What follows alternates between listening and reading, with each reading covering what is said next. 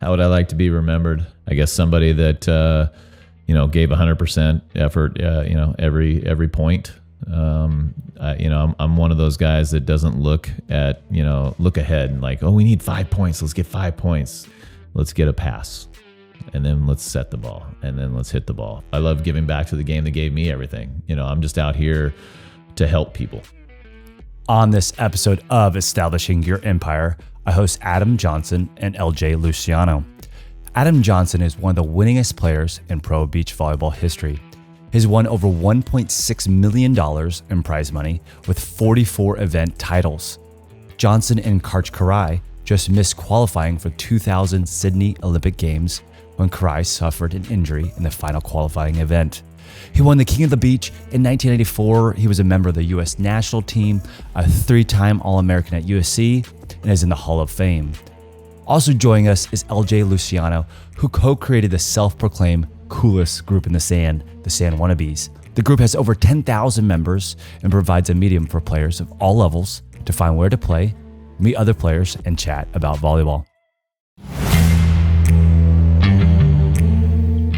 You're listening to the Establishing Your Empire show, a podcast that inspires entrepreneurs, creatives, and future business owners to pursue their passions, grow their organizations, and build their empire. My name is Daran Herrman, and creatively, I'm best known for my photography.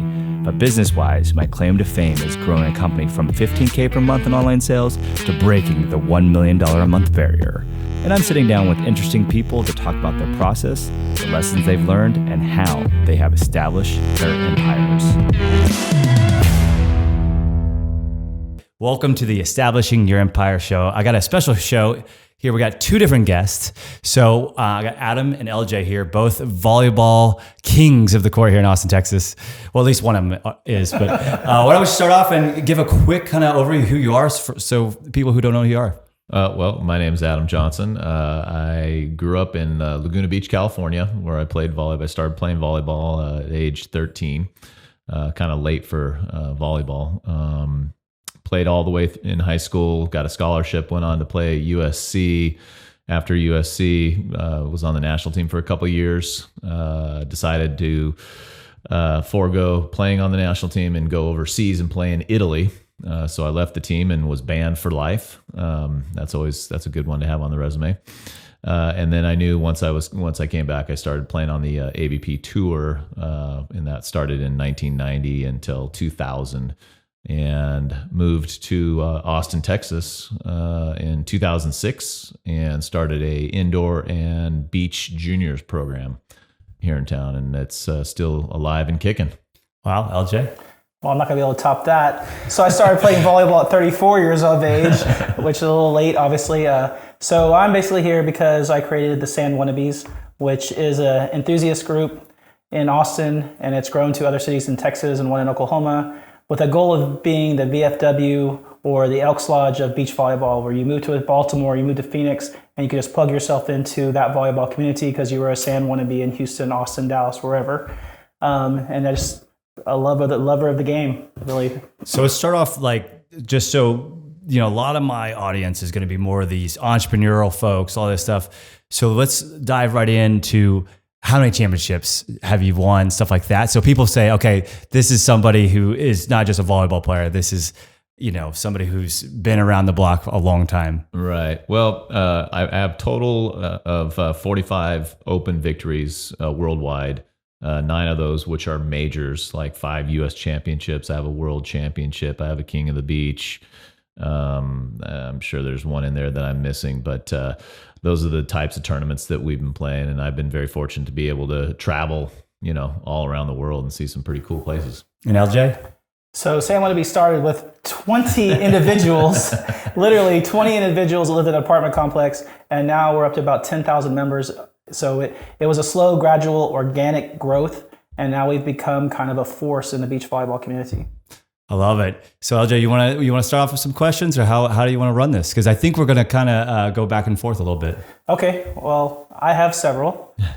I wasn't aware that I was supposed to bring some questions. You're the interesting one. You're the interesting one. So I've actually saved some of the things I wanted to ask you about based on conversation I've seen on Facebook. So I'm going to start with with the big one. There's a conversation about the greatest of all time. A lot of people new to the game say it's Phil Dahlhauser. A lot of the old school say it's Karch Kiraly.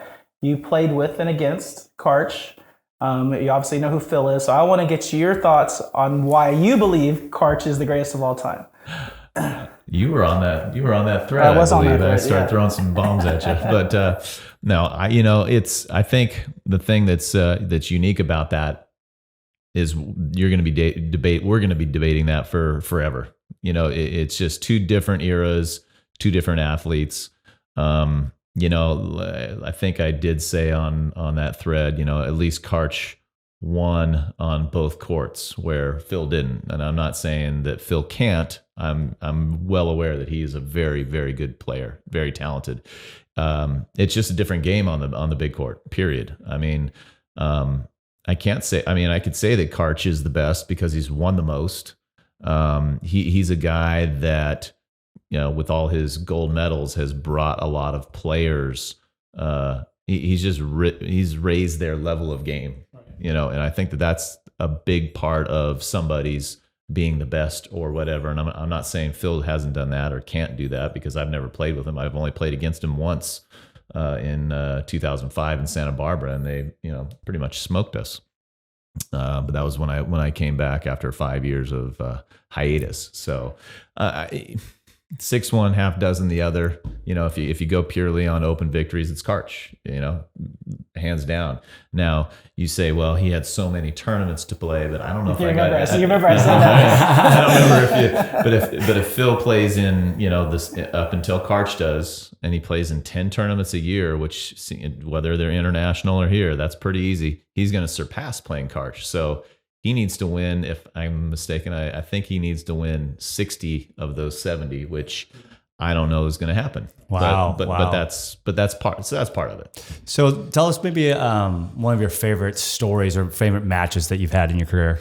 Oof. Well, I've had many, and I was talking to somebody else because I've been flying around on Facebook lately. They've been doing some things on me, and people giving me a hard time and whatnot. And one that really sticks out in my mind, and it's probably not a good one to use for these other guys, but we play in a Jose Cuervo has a Gold Crown tournament, which is a major. They have 3 of them. They had 3 of them during the year, and the winners would take home $100,000, and the second place team takes home $20,500, which still a lot of money, but it's either the Cadillac or the steak knives. And so I was playing with Jose Loyola at the time, and we had to play Karch and Kent in the semis to get to the finals, and it was just a long, drawn-out match. I think we beat them 13-11 or something like that, 14-12 on time. And so we were pretty much dead. And we're in the tent talking to each other, saying we've got no energy. We got to get out fast. We need to do something to get these guys off their game. Long story short, we go out and beat them 15-0 in the final of a major, and that's never happened. Wow. In a major. And the only reason why I like that is because of the position that we were in, the guys we were playing against, of course, and just the fact that we're the tired ones, and we beat them 15-0 in the finals. Why do you think you smoked them? We had no choice. We had to get out quick. We got off to a quick start, and they just never could get into a rhythm. I think they just were, in that position. They played well. We just made no mistakes, and that's inside out. You can make, we missed a serve, or something like that, or hit a ball out. It's side out, and so we just. We were in the zone, and we just kept going, and that was probably one of my most memorable victories. So let's talk about Sand Wannabes a little bit. So where do you see the future going? And if you don't want to go there, also you could just talk about some kind of cool things that are happening now or pre-COVID even. Well, Sand Wannabes obviously wants to continue to run high-level volleyball events in Austin. Would like to expand to other areas. Like I said earlier, the future is just more cities, more groups. That to where Sand Wannabes is known nationwide. Right now, we're basically a Texas-based entity, and the goal would be to be known everywhere. And I think we're getting there slowly and surely by getting to know the pros, getting to know Adam, and running these big events, and obviously being a big presence in social media. What about your favorite tournament you guys have either hosted or even just been a part of? My favorite tournament is Sand Wannabes Threes because it was the original. It's an invite-only tournament, which does hurt a lot of feelings in Austin. And the rankings are basically based on my opinion, which sometimes I get a little grief for. But it's zero politics. Zero every politics. time. The worst player is supposed to get is me, but it's one girl, two guys. It is blown up. This will be the 10th year, and I feel like that was is always special because that was our first. Have we run bigger ones than that? Yes. The Sharp Vision tournament that I helped run was had Adam played in it, and there was AVP champions in it. The 4-man tournament. There was AVP champions in it. There was NCAA champions in it. That was a bigger tournament, but the Sand Wannabes Threes, Blind Draw Threes will always have a special place in my heart. Tell us about the Turtle Challenge. So the Turtle Challenge is because I am a slightly slow player. So you get to endure a day of trying to get me as far in a tournament as possible. And some good friends have really taken to it. In fact, one, Tony Parkman, has probably taken it more times than it should ever be taken. She should be sainted for how many times she's had to play with me. And so the Turtle Challenge is I need a speedy partner with some offense to make up for my challenges. Love it. So something about your story that I didn't know, Adam, is about the going to play overseas, and then you said you were banned here. Can you give us that story, right? Well, yeah. The story is, I played on the national team in '88 and '89. I didn't make the team in the Olympics, of course. So when they came back, I rejoined the team after they got back, and then continued on in '89. Well, when it came down to finances, you're not making a whole lot of money, and I'm just trying to get by. I'm 24 years old at the time or whatever, 25, and you just want to have your expenses paid for. I'm not living large by any means, although I did live across the street from Cohasset Beach in San Diego, so it was kind of nice. But I was having to pay about $200 a month to play on the team, and I went to him and said, listen, I know that there's some guys on the team that have gold medals, but I'm starting ahead of them. I need more money, period. And I had somebody from an agent from Italy contact me and said, hey, we have an opening. We'd love to have you over there. And it was at that time for a great sum of money for a kid that's, he's had a 1040 easy for him for, his entire life.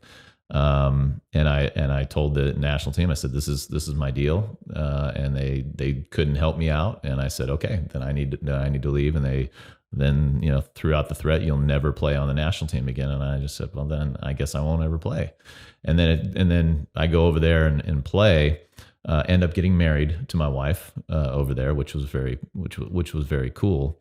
And had a great time. It's great culture over there. I'd love to get back and, do something over there, whether it's visit or coach or whatever, but they just had some really fabulous people over there and really, really good food.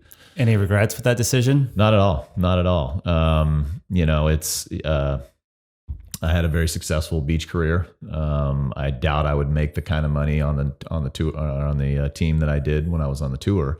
But I didn't have an opportunity at the time to go back to the Olympics. And then when beach volleyball came on, of course, the first year was pretty political and how the U.S. got to choose their teams.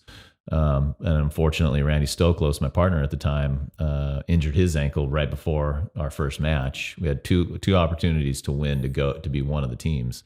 And he twisted his ankle pretty good, and that was that. And then in 2000, when I was playing with Karch Kiraly, all we had to do, and this is the scary thing, all we had to do was qualify into the main draw, which we did all the time. It wasn't a big deal. We were going to do it again. All we had to do is qualify in, and in that match to qualify in, he midway through, and we were winning, whatever, didn't matter, but he dislocated his shoulder, so we were out. And the next team that had the most points was Dane Blanton and Eric Fenoy Moana. And they had to get 5th or better, which they've never done better than 9th. And so somehow there's stuff behind the scenes I don't want to get into. Somehow they got 3rd. So, and then they went on to win the gold medal. So good for them. That's crazy that they went on to win the gold medal when they probably shouldn't have even qualified. Well, and the other thing about that people don't know is that the FIVB 2 weeks before that 2000 Olympics decided to change the rankings, meaning Brazil was 1 and 2, so they should have been on opposite sides of the draw. But the FIVB said, well, we're going to make the host country #1 seed. So then now 2 and 3 are down on the bottom. So it's a Brazil. So they did that because they didn't want Brazil in the final. And so that upper bracket, which is where Dane and Fenoy was wide open. Now I'm not saying that it was easy, but it was wide open. And to play the Brazil team in the final and beat them, they had to play well, and they did. So they deserve it. I'm not taking it away from it, but there were some really interesting things that are behind the scenes. A lot of people don't even have a clue about. Yeah, it's very interesting. Tell us about the transition from indoor to beach, and it's a little different era too. So I don't know how much different beach was back then versus now. Like it's so much harder back then. Well, bigger court, right? But you said you started playing volleyball at 13. So were you playing indoor and beach? No. I grew up in Laguna Beach, California, and I never played beach volleyball really until I turned pro. Or when I was on the national team, I played in '89. I played in 5 events. I think it was 5 events with Troy Tanner, because we were on the national team together. So how did you know that your game was going to translate to twos? I didn't. I just kind of figured, that you had to be an all-around player, and I was an all-around player. It wasn't easy, I got dumped quite a bit right off the bat, and but I knew that I had confidence in my game and that I was going to get there eventually. So it was just one of those kind of things. Which one do you like better? If I had to choose one to play for the rest of my life, or I'd play beach because it's easier on your body. It's outdoors. It's there's a whole lot of the whole gamut. But the indoor game is really an awesome game because you have a whole team that you need everything running smoothly. It's faster, of course, and the ball's coming at you a lot faster as well. So there's pluses and minuses for both of them. If we had to take yourself back, you started playing at 13, but maybe like a few years after that, what advice would you give your 16, 17-year-old self? Oof, I should have probably started playing golf now. My 15, I'd probably say get on the beach and play. That's one thing that when I did have a full season on the beach, and I finished 3rd at U.S. championships that year with Steve Timmons. We then we had this indoor professional. It was kind of a it was professional league, but called I'm spacing on the name of it, but it was played at the Forum because Jeannie Buss and Steve Timmons were married at the time, and so they said, "Hey, it's Team Cup volleyball." And you can look that up on YouTube and all that. But what they did is they took all the top beach guys and all the top indoor national team players, and they just threw them together. They made, I think, four or 6 teams, and then they just played. They just showed up and played. There was like Team Toyota, Team Paul Mitchell. That. It was fun, but getting back to, after a full season or a whole year of not playing indoors, then coming back indoors after a full season of beach, I was like, man, this is an easy game now, and I kind of wish I could have done this sooner, but I was just a beach bum. Yeah. And so being a professional athlete, talk to us about the transition into now no longer being a professional athlete. How'd that happen? Any recommendations you have for other athletes out there or anywhere you want to take it, right?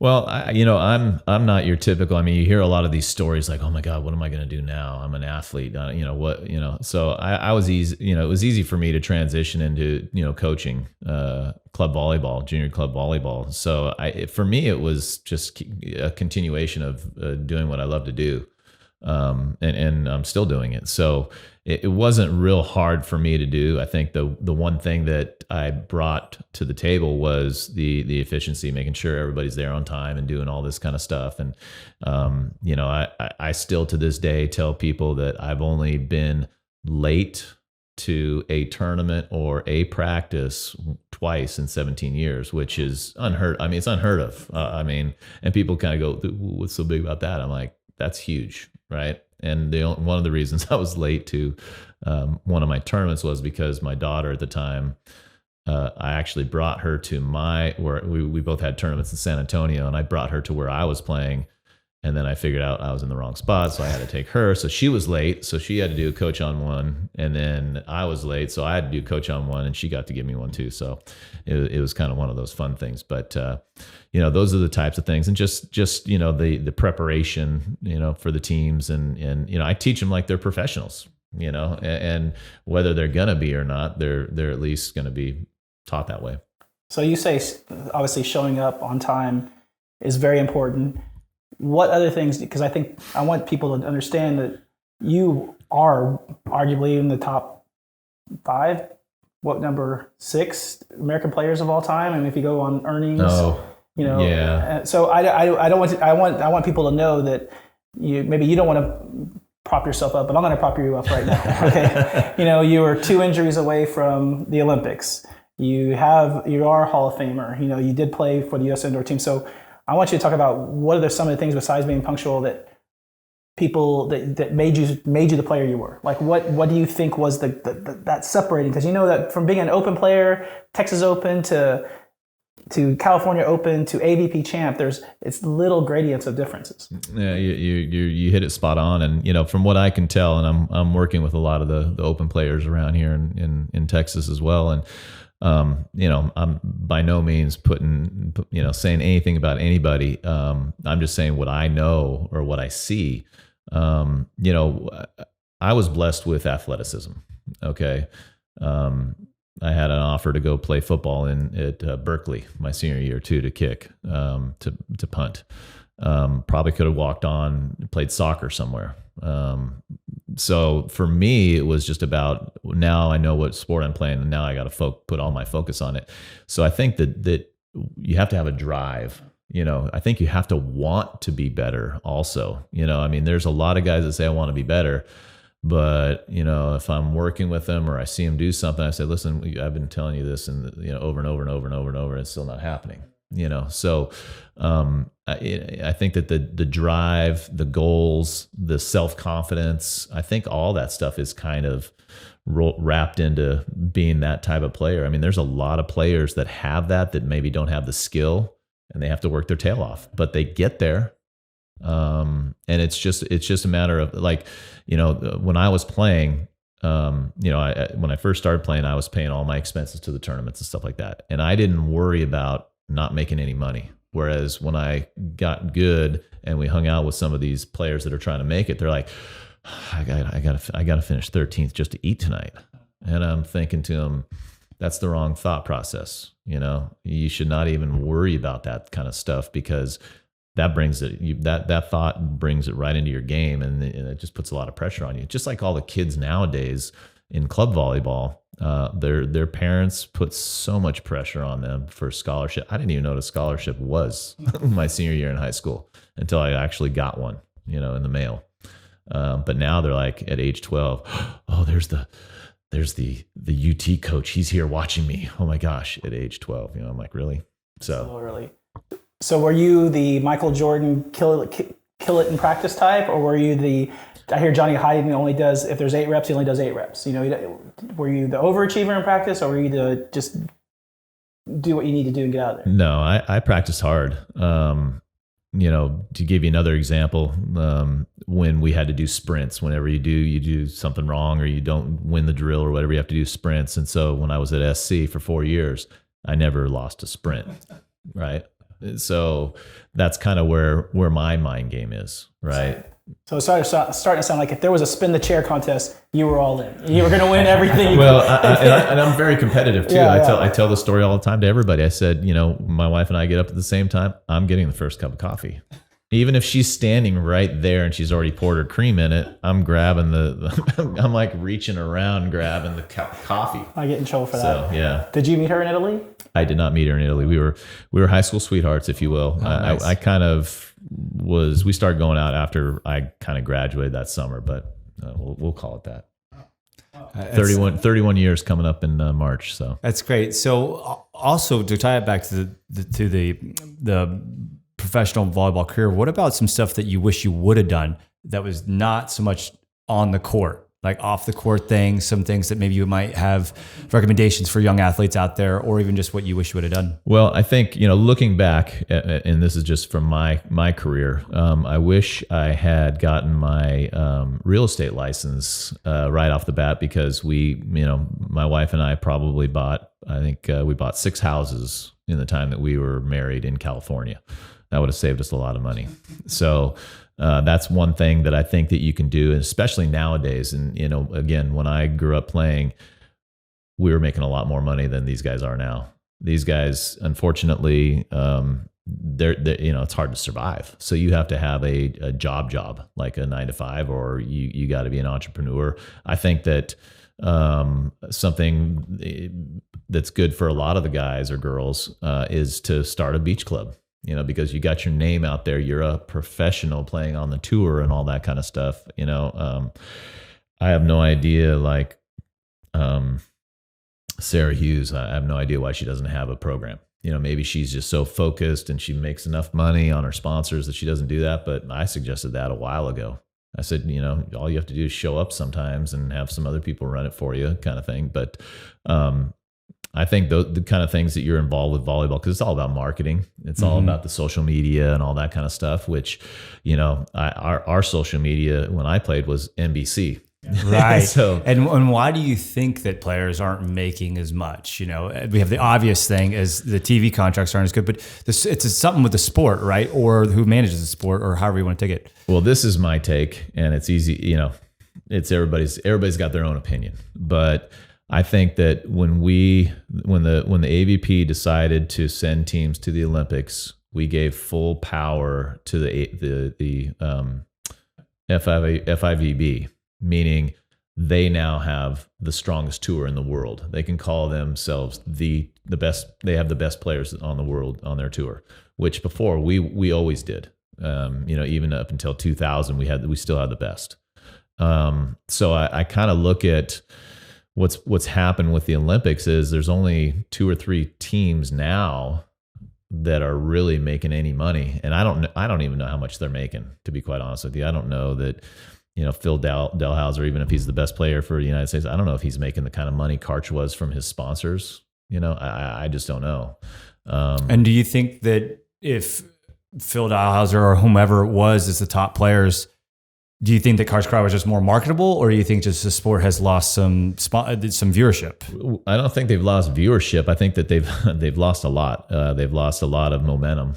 If the way I kind of look at it is, if you're a sponsor, would you rather sponsor the PGA or the European PGA?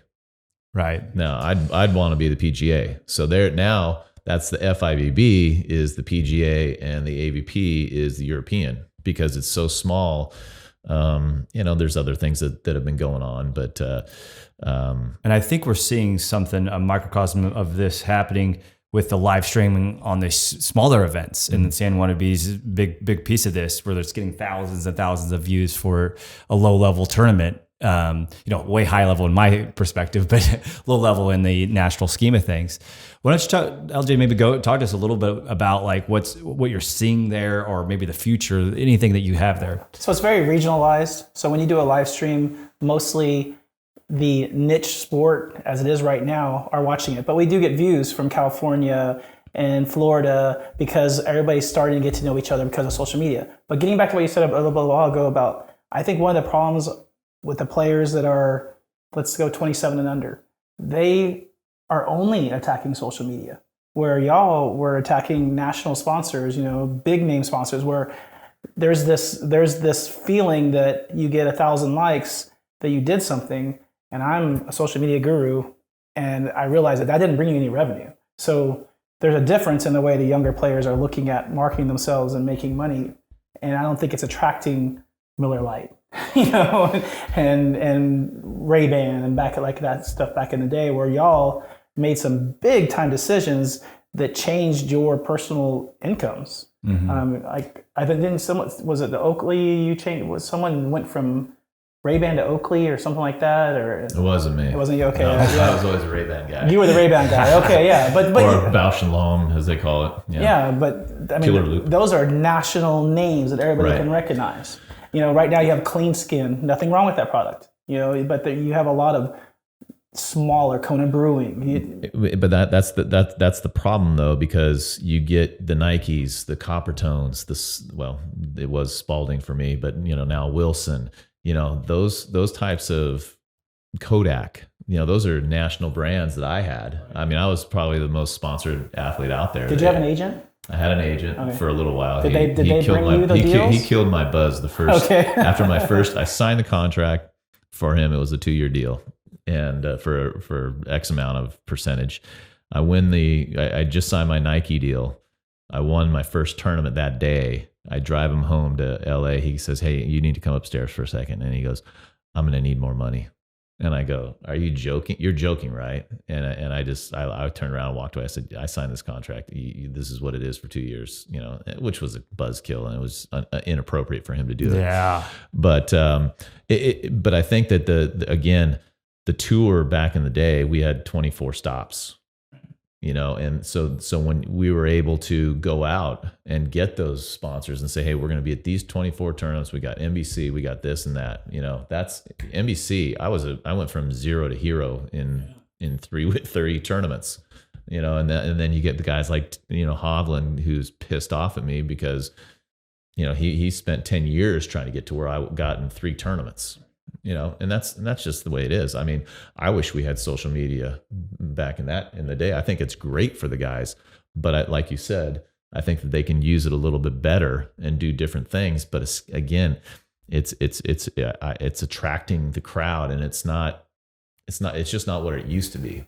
So I want to give an example, like Sarah Sponsel, NCAA champion, probably the future of AVP and international. Little height challenge, so it might hurt her in the long run. How does she get those national sponsors? Like, did the Nike rep come to you? Did you go to the Nike rep? Like, someone that's up and coming, how would she get that? Well, before I had an agent, I went out and got some sponsors on my own. We had these, clothing company shows and all these kind of things that we just go and hand them your resume. Say, "Hey, I play beach volleyball. I played on the national team." You get, of course, that's what I had to do. I was on the national. I played at SC. All-American, this and that, national team. Now I'm coming out on the beach. I'm going to be something, and this is what you're going to look for in the future. And we're going to be on TV and do all this kind of stuff. So, they can do that kind of stuff. Unfortunately, they don't have the big NBC stuff right now. They've got it's all online, which is interesting. I think it's great for the viewer. I had a good time. Yeah, that's great. I have a great time. I love the Amazon watching it for 10 hours straight. Yeah, it is. And I think that's great. But is that what the sponsors want? Is that what they're looking for? Do they feel that they're getting their money's worth? And it's just not the tour that it used to be. I mean, there's no beauty contest anymore. And where do you see the future of the sport? Sadly, I've heard some rumors that they might not even have a tour this year. I don't know if that's a rumor. I don't want to start something, but I heard that, and I think that with like Sharp Vision doing some stuff with 4-man and doing smaller events, I can see more entities like Sharp Vision maybe doing their own events. Because I understand now the players on the tour don't have contracts, so they're able to go play elsewhere. Let's talk about that real quick. Okay. That exclusivity contract. That exclusivity contract, I didn't see it. So I went to an NVL, and you had future stars there. Adrian Carambula was there. He was Mr. Skyball.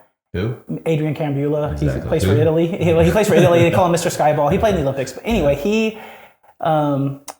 they all had to forfeit their first round match because AVP said, if you play in this NVL tournament, you're not going to be able to play AVP. Right. What was there an exclusivity contract back in your day? Yes. How do you feel about that? If you're trying to build the business, right? If I'm going to buy the AVP and make it to and tell them, hey, nobody can go to the Olympics. I'm going to have purses up the gazooey, because that's the only way it's going to make it again. It's all about leverage. Unfortunately, I don't see the leverage being in AVP at this moment. Yeah, exactly. Because people want to go to the Olympics, so you're going to have your top 4, 5, 6 teams going out, trying to do that. But, I think that you have to have that exclusivity to try and build the brand. But right now, I mean, they're not really building anything, and they're losing ground. So I, as an owner, would probably say, hey, go, I'll let you play some other tournaments that aren't conflicting, as long as you're playing on my tour. And because where it is right now. And what I also see, and because I didn't start playing volleyball until I moved to Austin, Texas, this is sport like number 4 for me, right? But and that was 10 years ago probably. So I've seen the sport grow quite a bit in, just in popularity, a lot of people coming, and might be just a microcosm of Austin, Texas. So I get bullish on the sport getting bigger and better, but are we going to get it to that level to be where it's not a secondary sport? What's great about online is the secondary sport costs you less, as Sharp Vision's picking this up a lot, which is a LASIK provider if somebody's listening, and they did my eyes. So, so highly recommend. Yeah. But I do see some opportunities for a lot of these second tier sponsors that hopefully can bring it to that next level, like the UFC was, right? You had Mickey sponsoring like the UFC until it got larger. And, luckily they had a very charismatic leader there with Dana White. But still do. So let's talk about that, what you just talked about, because I say that volleyball needs to adopt the UFC, USTA model, NASCAR model, where Casey Pastor does the best job of marketing himself these days. I mean, he's logoed up and he pimps his sponsors daily. How do we get to that NASCAR UFC where people are just rooting for this player versus that player, and what is your opinion on that? Like how does a player get themselves there? Well, and again, this is... Or how does the AVP help them get there? Well, the AVP didn't help us a lot, right, as players. I had some issues with them. Powerade, this is a great story. Powerade was one of our tour sponsors, and there were some lower tier players that got the sponsorship deals. And I kind of go, and there's always this South Bay, Orange County thing, and there's all the politics and all. So I was kind of like, I don't understand why those guys are getting the deals. So I'm going to go get Gatorade. Right. So I go get Gatorade, and I'm sitting in the, on the sideline on center court in the Powerade booth, drinking out of my Gatorade thing. And all of a sudden I'm the bad guy. I'm the worst guy in the world. Right. And, even at that time, Karch, we had a big player meeting and everything. And Karch gets up, you're going to ruin this sponsorship for us. And I'm like, and even then I was like, oh, she's, and I was a little nervous, but Kent stood up and said he has every right to do that, which is true. The only thing in the contract, I'm a contract follower. I'm a follower, dude. I sign something, I'll do whatever it says. The only thing we couldn't do was get a beverage sponsor, like, another beer sponsor. Anything else you can get. So I did nothing wrong. And I even told those guys, I said, listen, you get Powerade to give me the same deal that I've got, and I'll go away. And that's we talked about leverage earlier, at least I did. And that's a perfect position to where you had a lot of leverage there. Mm-hmm. So I would like to know, did they let you keep drinking the Gatorade, or they had no choice? I did get, that was the San Francisco tournament that I won with Randy Stoklos, and I got a check in the mail for $0 because they were withholding my money, and I've still got the check, so it's kind of cool. But yeah, I eventually got the money. Interesting. But I think getting back to leverage, I think if we were to have it to go back to where it was, a lot of stuff has to happen. Guys can't go to the Olympics. We got to stay here, and you just got to commit to it. And if you got the big bucks, if the money's there and you somehow get it all in there, people are going to go where the money is. What about some stories with playing with Karch? Oh. Or any story with him, because he's kind of the most famous volleyball player, right? Yeah, no, he was my favorite partner to play with for a lot of different reasons. One, I didn't have to worry about him, and he remembers everything, which I don't like, because sometimes the way that I play, we can have a long rally, and however it ends, and I can look over him and say, what just happened? Because I'm so engulfed in the moment and what I'm doing that I just forget. And so we're at the this one we're playing in the World Championships in France, and I think that was in 97 or 8, and we're up 13-8 8 on this team, and we win. We go to the semis and all this kind of stuff. We end up losing. I started just gaffing. I gagged. We lost 15-13. And we get back to the hotel room, and, we don't talk. We take showers, whatever. I start reading a book, and he's sitting at the end of his bed. We're both in our beds, and he's sitting at the end of the bed with just sitting there for like 45 minutes, not saying a word, with his hands under there. And then he just goes, God, yeah, he said some things and kind of stood up, and I go, okay, I'm sorry. It was my fault. And he's like, no, I should have done this or this, or, he blames himself. He's like, well, what could I have done? So, that just shows you how competitive he is and what he feels he could have done or didn't do or whatever. And he's always trying to, be better, if you will. Well, I was just going to say, what was one of the biggest matches that you ever won in your career? Just something that sticks out. I would probably say my first U.S. championships with Ricky Ludes. We were down. That's when the time clock first came in, and we were down against Randy and St. John, and we came back and won. When time ran out, and here, both of us were, relatively new to the winner's circle, and it was just the U.S. championships. It was pretty amazing. I mean, that was probably one of the bigger events, and then now. Kent Steffes is doing some stuff on Old School, and he's talking about the World Championships down in Brazil, and that was pretty big time too, for a lot of different reasons, because there were so many people that were so against us, and I mean, my name down there was Shusha, which is she's a TV talent down there, bleach blonde hair. And the whole crowd. I mean, I'm talking, I don't know how many people are in that stands, but there's a lot. They're all Shusha. I mean, everybody. And and we ended up winning, and it was hot and all the above. But it was just a great place to play. But I'd say those are probably two of my biggest memories. For those out there, Ken Steffes is writing a lot of stories about how to be a winner. And if you go online and look up his stuff on Facebook, it's pretty good writing. I want to ask you talked about those NBC matches. Mm-hmm. Which match propelled you? Which match put you on the national map? Well, I'd have to say it was either the U.S. Championships or the weekend before in Milwaukee, which was the first live telecast. Manhattan Beach, not the Granddaddy of them all. No, I don't think so. I didn't win Manhattan I got to the finals in '93, which is all over the place right now. But and then we won in '94, '95. But I'd definitely say Hermosa started it, because even after Milwaukee, I might be flying home and go, oh, you're the guy with the hair. I was going to ask about the hair too, because you have the pink hat with Karch. Did you go for that look, or were you just a Cali kid?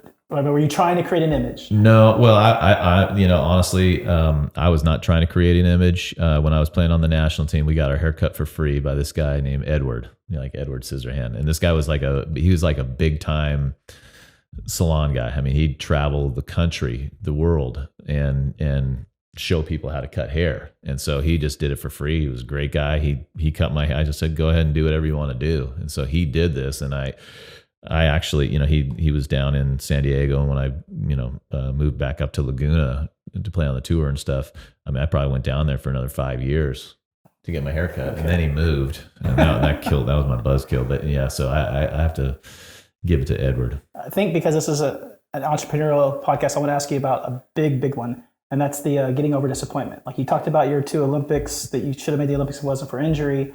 I want to ask you about, how did you get over that, to go grind again and win more matches? I mean, how long did it take you to get over? Are you even still over it? Because I've heard you on a different podcast. You still get a little fired up about that. And I have a secondary question when you're done with that. Well, I don't want to say it started even before that, but like when I was in Laguna Beach High School, we won CIF 3 years in a row when I was there, my sophomore, junior, senior year.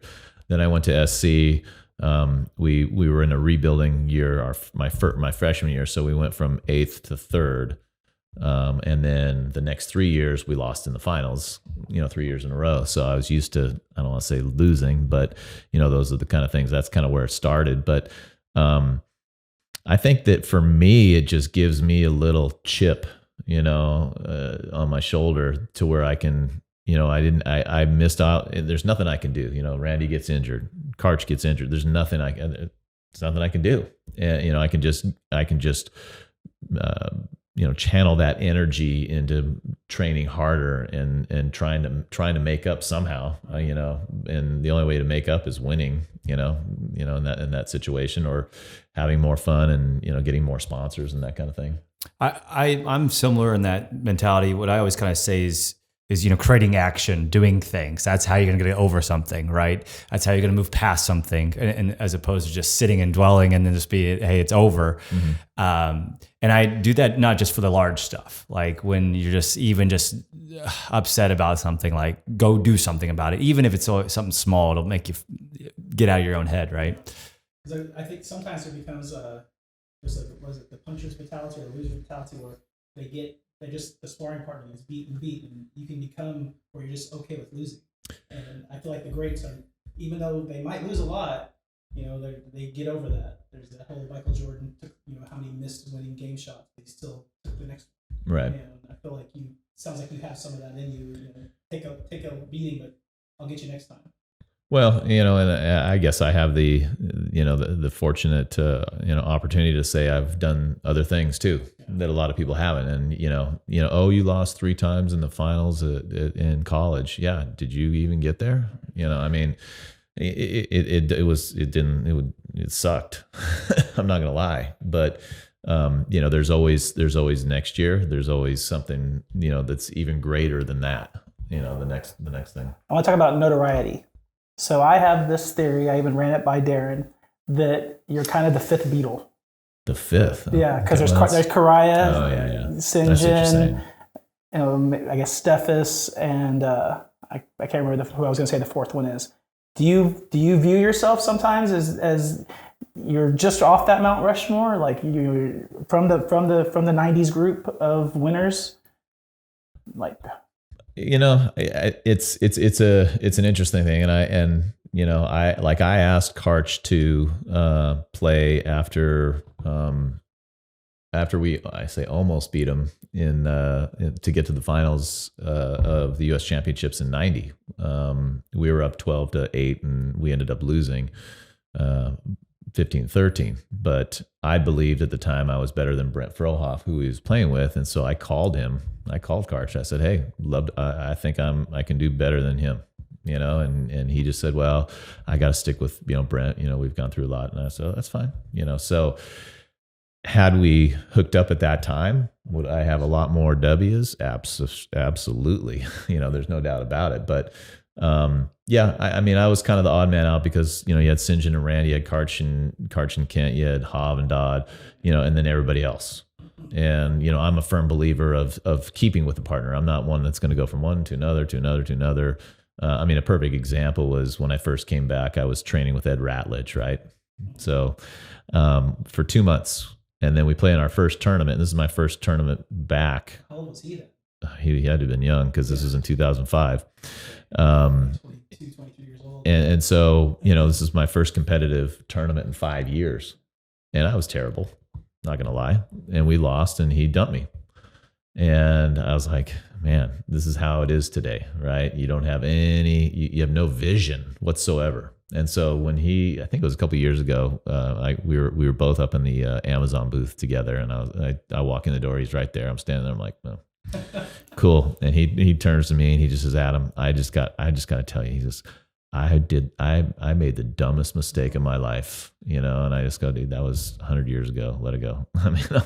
It's not phasing me, of course, but, and he's won, I think that I believe we could have won tournaments when we played, but he couldn't wait. So, and now that you're coaching and do a lot of other stuff, what kind of recommendations do you give young players to pick, or any players for that matter, to pick their partner, right? How to pair up with somebody? It's interesting because a majority of them, I'm working with more. I am working with like the open player guys and stuff like that, and girls, but they already have their partners kind of picked out and whatnot. For the juniors, I just kind of say, hey, just go and have some fun and see what your partner can bring and what you can do for your partner. But it's I'll tell you, it's a different world out there. These kids are being taught not the right, I don't say it the right way. I don't know if there is a right way, but in a way that I wasn't brought up learning the game. And well, to give you an example, I'm not, you see a ball being put over the net on one or two, like, I don't know, I can't even count on two hands during a match, right? Whereas I probably saw 10 over on one shots or over on two shots in 10 years that I played. You just didn't do it. And when you did do it, it was usually picked up. Like, I started working with these 5 girls last January who are all going Division I. And I see this in their game. They always try and hit it over on one, catch the other team off guard, which they will because the other team's not taught well. And so I told this one girl, I said, never try that against me, because and I get to play with these girls. I go, don't try it. It's not gonna go down. And so the first time she did it, I saw it. I was standing right there, got in position, picked it up, and just hammered it right at her. I didn't hit her or anything, but I hammered her. I said, I told you. I said, you can try. It's just not going to go down, because we were taught to watch the player and not the ball. Whereas nowadays, everybody watches the ball, and then by the time the person hits it over, it's too late. So there's a lot of little nuances all over. One thing that I do want to ask you about is the game has changed. Actually, just like the rules of the game has changed over this course of your career and even now. Maybe tell us about, we were talking about this briefly before we got started, about some stories of some old courts where the court was bigger, right? And maybe what was the difference between that court and then the smaller court? And then you had a story earlier about no antennas. That was kind of fun. Maybe share that. Well, when I first started playing on the tour, we played on a big court, 30 by 30, which is like an indoor court, and there were no antennas. So I was able to almost hit a jump serve down the line, almost around the pole and into the back corner, when it was really windy or something like that. So those were kind of fun, and that was tough, because that makes that court huge. And so when the antennas came in, it was definitely a different game. But the one thing that I noticed, the biggest difference I noticed from the big court to the small court, is that my defense personally, like if I was playing defense on the big court and I was touching 50% of the balls, when I came back in 2005 and maybe didn't have as big a blocker, I'm touching now 85% of the balls. So it's a huge difference. It's a huge difference that a lot of these guys don't think about or don't realize. Do you think that it lent itself to taller players? Oh, the small for sure. court? Oh, no doubt about it. But there are some, Taylor Crabb, what is he, 6'1" or 2? Yeah. And so you're always going to find those guys, I believe I could have, if I had continued to play, I could have done well. I don't know if I could have done as well if I had a, if I had a 6'9", if I had Delhauser, I'd do all right. But those are the big difference. And also just the fact that we were playing side out scoring, that was the thing that I didn't like was when we brought in the clock, which made the game about 45 to 50 minutes long. So that was, no matter what. But I played in some games that were 21, 19, and then back to back 25, 23. And those things are like an hour and a half, 2 hours. And those are brutal. So those are the two big differences, though. I want to talk a little bit about local Austin and Texas volleyball. Excuse me. We do not have the tall players because they play basketball and football in Texas. If we can ever get the 6'7" tight ends and power forwards to come play sand volleyball, it would change the whole Texas volleyball scene. Besides getting those athletes to come over and play volleyball, there's no high school volleyball here. What do you think we need to do in Texas to catch up to California? I think you just answered it. Yeah, high school volleyball. If we can't, add high school volleyball. That's a bit. That is a big thing. I know that some of the private schools up in Dallas have had indoor volleyball for quite some time. I remember doing some clinics up there in 1991 and 92. So it's been up there for a while, but there's it's slim to nothing here. Do you think the size is the main issue? Because we're not a beach. We are a beach state, but we don't have a huge sand volleyball scene on our coast. Right. Delhauser's pretty big, and so is Jay Gibb. And then you get into everybody else right after that. So I think where Texas volleyball, and it goes for, you could say Florida too, or you could say any state, you're always going to need a big guy. The game is turned into a big guy and a small guy, or two big guys. I'm sure it can do, I don't know how Gibb and Delhauser would do it together, but be interesting to see. I mean, because everybody thinks, oh, well, those guys can't play defense, right? But if they can, and they're taller, if they can play defense like I can, they just have longer arms. They have more. They're going to cover more court. People are like, oh yeah, it kind of makes sense. I mean, I had this one girl on my junior team when she was 16. She had a shoulder problem, and I said, just go play libero. And she was 6'1", and everybody's like, why are you having such a big girl in the back playing libero? I'm like, well, she can pass and play defense, and she's going to cover more court than the little girl. And they're like, oh yeah, okay, yeah, that makes sense. I always see that a lot with basketball nowadays. The point guard doesn't need to be 5'5", right? Right. So what about for you? What's your next 5 years, 10 years? What are you up to? I don't know. I'd like to, I'd like to find a place where I can call home, and put my outdoor beach program at, for sure. Because I this last year, because of COVID, was the first time that I actually did year-round beach volleyball, and I hadn't done it before because of my indoor program that took up a lot of my time, and it seems to be making a little bit of a transition now. So, I'd like to hook up with somebody and open a facility or whatever, and run tournaments and a program out of that. But there's always coaching too. You never know if there's going to be an open spot somewhere. Who knows? But yeah, that's kind of where I am right now. What about you, LJ? Next 5 years, what's your 5-year outlook? Well, considering I'm the old dad with a 7-month-old, learn how to be a parent.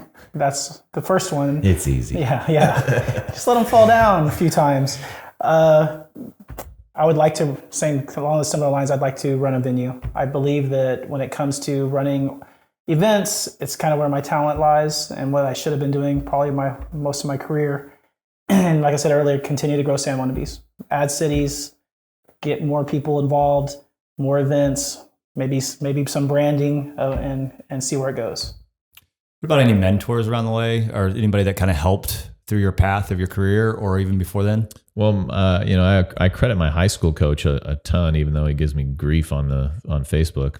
But he gave me there's a highlight reel right now from Manhattan 93 Manhattan Open, and he put on, there's a picture of, it's from it's from 98 with Karch, and the picture on Facebook is me and him hugging, and of course he says, does your wife know about this? And I'm kind of like, whatever. But he really kind of molded me into the player that I am. He got us, thinking that, he doesn't want, you don't talk smack under the net. I never did, never have, never will. I mean, now I do just because I can, because I'm having fun. I watched your matches. You might not have talked smack, but you had a scowl, a definite scowl that the other players saw. Well, and you can look at them. I mean, but I've had people yell. I mean, literally like yell right at me, like, where can I, stuff that I've never heard before. And I'm kind of like, okay. And then I just turn around and play and beat them, and then shake their hands and look them in the eye and say, great match. That to me is the thing. I mean, I work with Rafa, who talks smack all the time. And so I can talk smack. I told him, I said, I wish you were playing back when I was playing, or I was playing, at my peak right now, because you would have no chance. You're never going to get in my head, kind of thing. But, I can have fun with it now, even though everybody wants to beat up on me still. What about, you played in Europe and stuff. So what about what's your favorite place, maybe a hidden gem just to travel to, or that you loved when you were there? Or? Well, I mean, Italy was awesome. I'm not going to lie. I lived in Bologna for 4 months, and people, like I said, were really nice. I did get to see the country when Karch and I were playing. We were in Europe for 3 weeks, and we made Ravenna our home base, which is where he played. So he was King Karch over there. I mean, it was crazy. They just got down on their knees. Karch. I mean, we did some really fun things, and it was just great. But Australia is awesome. After I played in the 4-man tournament, I got a couple of people, hey, you want to come play in a tournament? I'm like, okay, I play in one tournament now. Everybody's asking me, but which was fun. And I said, sure, I'll come down. They go, well, you're going to have to be down here, 2 weeks in a hotel room, because of COVID. Oh, this is very recent. This is recent, yeah. This is just after it. And I go, oh yeah, I'll come down. I can hang out on the beach for 2 weeks, right? And just, no, you're in your room. So, but I had a blast when I played down there with Kent. We won a few tournaments and traveled all around Australia. So that's a pretty awesome place. When you were kind of at the peak or any time during your career, was there any like workout routines that you had or daily routines that were interesting that was kind of a little different or? No, I mean, I would, the one thing I did do when I first started out, before I had Spalding as a sponsor, I had one ball. And so when there was nobody around, I would just go to the beach and hit jump serves. And I'd probably hit, I don't know, 100. So I'd hit one ball and I have to go chase it. And then go get up to there, hit the other one, go chase it, But maybe that's why I had the jump serve that I did. But then once I got Spalding as a sponsor, I'm like, I need 24 balls. I said, you can be more efficient. And I'm not saying this to say this, but I was the guy. Now when you see people at the beach, they've got a bag of balls. And I was the guy before me. No, everybody bring like one ball each or something like that. And I'm the guy that started with all the balls. And you always get invited back if you have the bag of balls. Yeah, because it's easy. Oh, we don't have to chase them right now, kind of thing. So, but yeah, other than that, I got into lifting, and I really like my Olympic lifts. Not that that's anything, spectacular or anything. I mean, people do them, but those are always fun for me. I really enjoyed those, and those are, I would suggest doing if as my weight coach told me, if you can only do one or two, these are the one or two that you want to do, which is the cleans and the snatches. So, and the deadlifts, if you could do those, boom. And you talked earlier about real estate being kind of would it saved you some money? And I think I could be incorrect, but you probably had like over $1 million in purse, right? In your career? 1.6 something. Yeah. So and a lot of athletes come in, they get a lot of money. Any money recommendations, tips and tricks that you had or wish you would have done? Well, I got lucky a couple times, but I had a money guy right off the bat, so X amount of money went into savings and all that kind of stuff, and college funds and all that. But I did get lucky with this one girl who came up to me in Santa Cruz. I probably shouldn't say this, but I should say it was somewhere else. Anyway, she goes, "Hey, do you know Steve Blue, who I played with in high school? And is he here?" And I said, "No, he's not." And "Are you into stocks?" I said, "Yeah, a little bit." She goes, "You might want to buy Cisco." This was like in 92 or something like that. So I talked to my guy. I said, "Okay, let's put 7,500 in, right?" And of course, I didn't touch that for years, and that thing made me six figures, over time. So that was a fun thing. But I'm not hardcore because I had someone else do it. But I'd definitely make sure that if you're making that kind of money, put it away and do something with it. And even real estate is always going to be there. And if you can, because like on my first. We were going to go in on a house with a guy named Larry Muir who played on the tour. And he's a real estate guy down in San Clemente. And we were going to go halvesies on this house, and we were going to pay the rent or whatever. And then I won the U.S. championships and said, "I don't need you anymore, Larry. Sorry. No offense." And he goes, "That's fine." So I got lucky from that standpoint. But I definitely think that, real estate, if you can do it, and I'm a big fan of kind of how you're saying, basically have a system for the foundation of your finances, because if you don't start that now, you'll never start it, right? So The best time is now, no matter what. I think you might have had something. No, I'm just, when it comes to investment advice, I need to do listening. I need to do a lot of listening.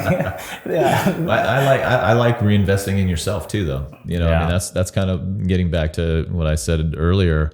A lot of people out here don't like to spend money to get training, right? They just don't want to do it. And because they're not at that same level, which I understand. But if you're wanting to get to that level, you have to reinvest in your future to get to that level. Is what I believe. So same thing you would do for a business. Like if you're never going to grow if you don't feed it. And it's a little. I don't want to say it's scary because it's the same thing. If you're starting your own business, it's scary. If you're you want to play on the tour and you got to shell out some money, it's scary. Because you don't know. But the money is I've always think it's a fuel. So if you want to, make the fire bigger, right?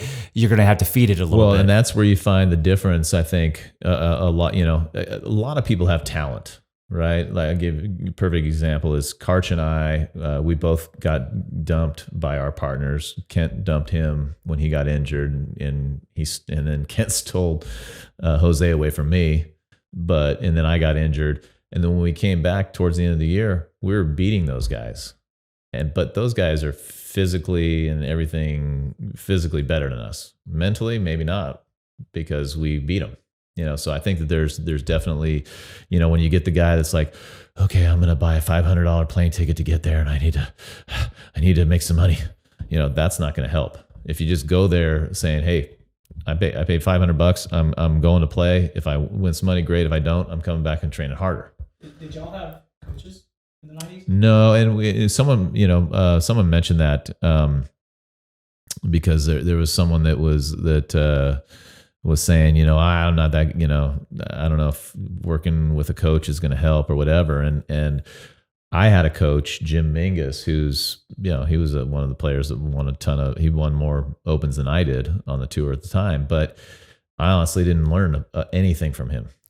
He was kind of thrown at us because he was going, he was in a little bit of a financial situation, and this thought it would reboot his career.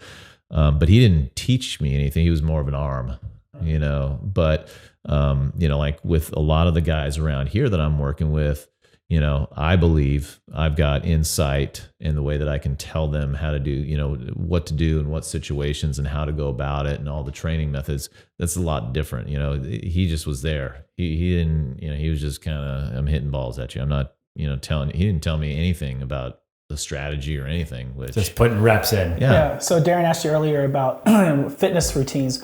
What about your mantra when it comes to coaching? Is it reps or is it situational training? Like how do you weigh those? It's funny because I like to talk a lot, and when I do lessons, let's just say, I like to make sure these kids or adults, whoever I'm working with, understand what we're trying to accomplish. So they might not get as many reps, whereas the parents today feel, they need rep. But if they're not doing it correctly, it doesn't matter. So I'm a big situational coach. A lot of playing. Sure, we'll do some reps on blocking reps or whatever kind of reps, but it's not to the extent where you're just doing so many of these is getting boring and let's not do this anymore, and you're not getting anything out of it. So. If a young team that's on the ABB tour came to you and said, "Will you travel with us for, the main events?" Show me the money. Is that something? Is that something you thought about doing? I know you have your volleyball academy. No, absolutely. I know Loyola is, Well, he's in California and he's able to do that with all those guys, which is great. I'm working with some guys out here that are, trying to get on the tour, but only when it comes around here, to play in the qualifiers and stuff like that. But I mean, if someone out in California said, "Hey, will you come out and train me?" I'd probably say yes. I don't have a problem with it as long as I can get it in. Talking to you, Troy Field and Eric Baranek, y'all could use them. So take us back. I think the volleyball community would love some questions like this. And I know I've already asked about a couple old stories, but take us back to some of those big tournaments, maybe the feeling of how it was. I don't know, any side stories, maybe not of the actual games, but anything that was kind of interesting that the volleyball world would love to hear. Something we should bring back. Yeah, and that's what I think. I think a lot of it should be brought back. Perfect example was before I, even started playing volleyball. We had the Laguna Open, and it was a huge stop on the tour. It was a big time deal, small beach, but the fun thing about it was even when I was like 10 or 11 or 12, we'd go down to the beach at like 4 a.m. and set up our chairs, around and get our steak. There's people who bring couches down there. They'd bury kegs, and so it was just a big party. And that's the difference between even back then in the, the 70s and 80s and into the 90s. And now after the 2000s, it's almost, I don't want to say it's gotten sterile, but it kind of has, because at the end of the day, you can say what you want. It was a big party. We played a big party, and we were the talent that people watched when they were buzzed, and they were watching other people doing whatever. Well, simple as that. We had the bikini contest and everything like that. Is that not professional? Some people would look at that and say it's not professional, but it worked. And like I said, we were the best in the world, So if we can redo that again, I think we can have something, but I think that's going to be hard. That sounds like a good time to me. You just said something, well, boxing has ring girls and stuff, so every sport does it. Football has cheerleaders. You said best in the world. And what was that feeling like when you won, the world championship and you were the best in the world? Like, did you have a epiphany? Did you have like, oh, wow, I am like the top 1% of 1% of 1% of what I'm doing at this time? Not me personally. I just was like, it was, okay, this is kind of cool. I'm we're the best in the world. But, I always looked at our sport as, below any other sport, football, baseball, basketball, whatever, nobody cared about, I won't say nobody cared about us, but we weren't at that level. So to me, it was like, I could walk down the street and and no one notice who I am. I think because which is great. I'm below average to average in every sport. I'm a wannabe athlete, which is why we named the Sand Wannabes. I think that is a feeling that I've always like aspired to know what that's like. And it kind of amazes me that you were just in the moment. Like it wasn't this, I climbed Mount Everest. It was just, I'm just doing what I'm doing. And I don't know if that sounds arrogant. No, that's who you are. It's just kind of how it was. I won my first U.S. championship, and I go, we're the best in the U.S. right now. But it's not, and that's the key right now. Right now, yeah. And we won that tournament, and perfect example when Ricky and I played the next year, we didn't have the same fire that we did, and so I made a change, and for whatever reason, right? So you just, it's up and down, and what are you doing for me now? What are you doing for me lately? Yeah, we're going to have the last couple questions. LJ, do you have anything that you want to ask before I kind of? I want to ask a question and know, yeah, please. Where are all what you said the Wannabes are across the country? Where are some of the other big sections? So it's really outside of Texas, or is there's not. It's San Antonio, Austin, Houston, Dallas, Oklahoma City, Corpus. But then you have the Wannabes, which the Wannabes were around before us. And they're not trying to be what I'm trying to be with the VFW or the Elks Lodge, across the country. They are fun. They want to have a party. Okay, they're the ones that dress up. All right. They dressed up like Wimbledon characters. Right. And I like those guys. I'm friends with those guys. Different mantras. They want to party and have fun at events. I want to help. I want to grow the sport. See, I just learned something right now. Yeah. And I've had to explain that to a lot.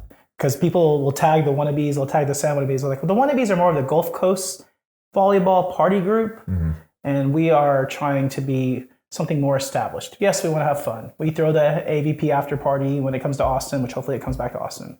But I want to grow it into branches, not just be this party group. Although they are fun. Yeah, and they get on Amazon. They look fun. Yeah, they're a blast. LJ, when you're playing, because you play a lot. And we talked about Turtle Challenge, but like, what's one of the favorite things that you do? Like, whether it's a serve or a spike or a dig, like what really makes you happy? For me, it's all about highlight plays because I'm obviously not going to win a lot.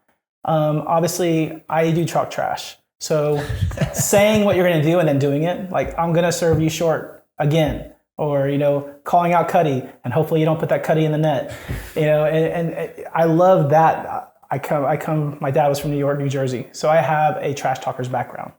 And I enjoy when it actually comes together. When the trash talking And the point, I have a friend, Chris Little, we all, you know him too, who says that the third man is worth 3 to 5 points if it's going right. The third man is my mouth. So I do enjoy like Rafa Casada, who's kind of like a local legend here, one of the best players to ever come out of Austin, talks trash, and it works against a lot of players. Mm-hmm. And then some it doesn't. Some you fire up and you're like, uh-oh. But yeah, I would say when the trash talking and the play works, I enjoy that the most. And I would say, I just to kind of get on that, but when I play my indoor kids 6-on-1, and I've never lost, up to 18s. And I did finally lose when I was up 22-10 in a game to 25. Someone hit a ball over my head. I turned and my hamstring went. And they kind of said, "Oh, can you not finish?" I said, "No, I'm done." They go, "Oh, so you forfeit?" And I go, "Well, can we play this some other time?" No. So they finally, because they'd never beat me. They've been there since they were 12 and they never beat me. But, girls are a lot different because, 1-on-6 is tough. And especially at my age. And all I need to do is say a few little words to them and they just go whew, right down the drain. Guys are a little bit different, but you're going to find some guys that don't like it either. Well, this is such a unique sport. Like, yes, compared to all my volleyball player friends, I am not on their level, but I played my college friends one night that challenged me. I played them 1-on-5 and I beat them 15-0 and 15-4. And we still talk about that because it is a sport where you have to get touches to be any good. I mean, I would compare it to tennis. Two of the hardest sports to play if you don't practice and are tennis and volleyball, especially twos. Yeah, you can go play pickleball. Pickleball. You can go play family reunion ball, but no, if you want to play legitimate volleyball, you have to put time in. And a lot of people come to play tournaments here, and that's the advice I give them. They're like, well, this was not the level I thought it was going to be. Well, you have to put in some blood, sweat, tears, and embarrassing losses to even be able to play this sport. And I think that's one of the things that makes it special. You can go play basketball and you can rebound at least. You can throw up some shots that might not be good. Volleyball, if you haven't played, you are not going to have fun. Yeah, I've seen a lot of athletic people look silly. Yeah. What do you think the future of volleyball for Austin looks like? The future in Austin is ridiculous right now. There are venues going up. There are new venues that were opened in the last year. Even during COVID, there are some new venues that are happening outside of town, inside of town. I feel like we are the volleyball center of the universe for a non-coastal city. Yes, obviously LA and San Diego and Fort Lauderdale and Miami, but some people say Chicago.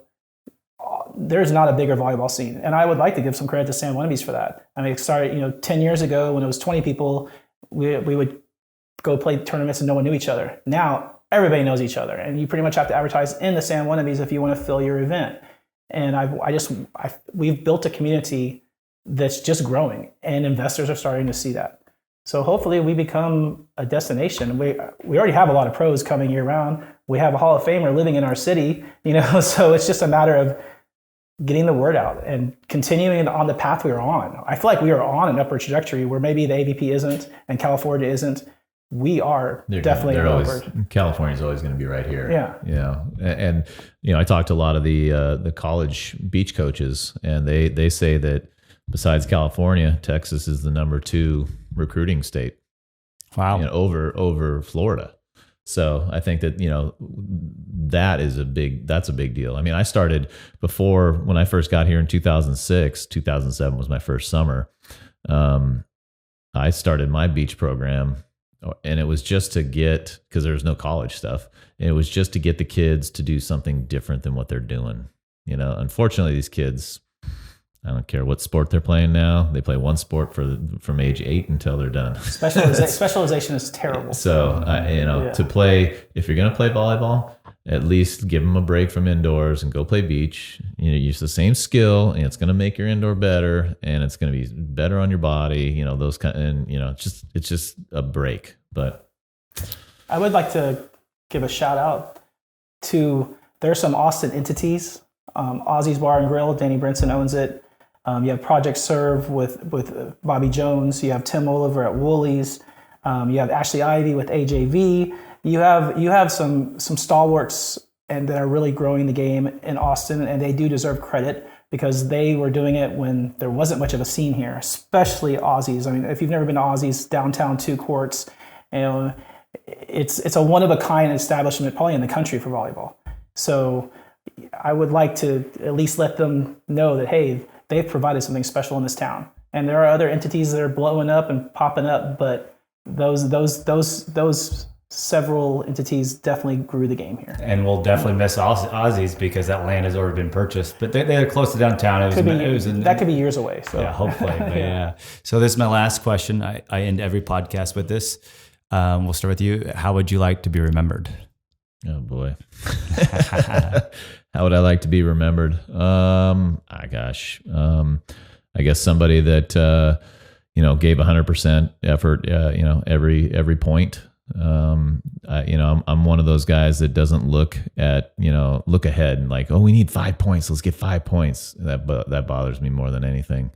Let's get a pass, and then let's set the ball, and then let's hit the ball. So somebody that just gives 100% effort and never wants to die, and is always just trying. I love giving back to the game that gave me everything. I'm just out here to help people. And if I can get the word out, and I'm starting to work with some older adults, that just want to, they might be B, double B players. They just want to be a little bit better. They're not going to win, the Austin Open, but they just want to be a little bit better and have a good time and, tell them some stories. LJ? Well, first I'd like to say it was an honor to sit at the table with a legend. Give yourself the credit. And Adam too. Yeah, and Adam too. Give yourself the credit that you deserve.